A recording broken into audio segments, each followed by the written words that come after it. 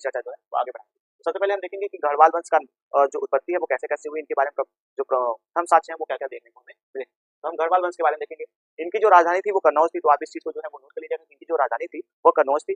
उसके बाद आप देखेंगे जो इनके संस्थापक थे उनका नाम है जयचंद। आपको बता दूं कि चंद्रदेव जो है वो देखने को मिलता है, यानी कि आप देखेंगे जो चंद्रदेव है वो इस वंश के जो है वो वास्तविक संस्थापक या संस्थापक कह सकते हैं। तो हमें इनके बारे में ये सारी बातें जो है वह देखने को मिल जाती है। लेकिन आपको बता दूं इस वंश के जो अंतिम शासक थे उनका नाम हमें हरिश्चंद्र देखने को मिल जाता है, यानी कि आप देखेंगे इस वंश के जो अंतिम शासक रहे हैं उनका जो हमें नाम देखने को मिलता है वह हरिश्चंद्र था। उसके बाद आपको बता दूं कि इस वंश के सबसे जो प्रतापी शासक थे उनका जो हमें नाम देखने को मिलता है वह गोविंद थे, यानी कि आप देखेंगे गोविंद चंद्र जो थे इस वंश के जो है वो हमें सबसे ज्यादा प्रतापी शासक देखने को मिले हैं, जो कि हम अभी मदन लाल के बाद जो मदन पाल हुए हैं उनके बाद जो है वो शासक बनते हैं। तो अभी हम उनके बारे में जो है वो अपनी चर्चा करेंगे। उसके बाद आपको बता दूं कि प्रतिहारों के पतन के बाद आप देखेंगे कन्नौज और बनारस में जो है वो गढ़वालों ने अपना जो है वो साम्राज्य था उसको स्थापित किया था। एक प्रारंभिक बात जो हम देखते हैं कि आपने देखा कि प्रतिहारों के, यानी कि आप देखेंगे जब गुर्जर प्रतिहार वंश हम पढ़ते हैं तो उनके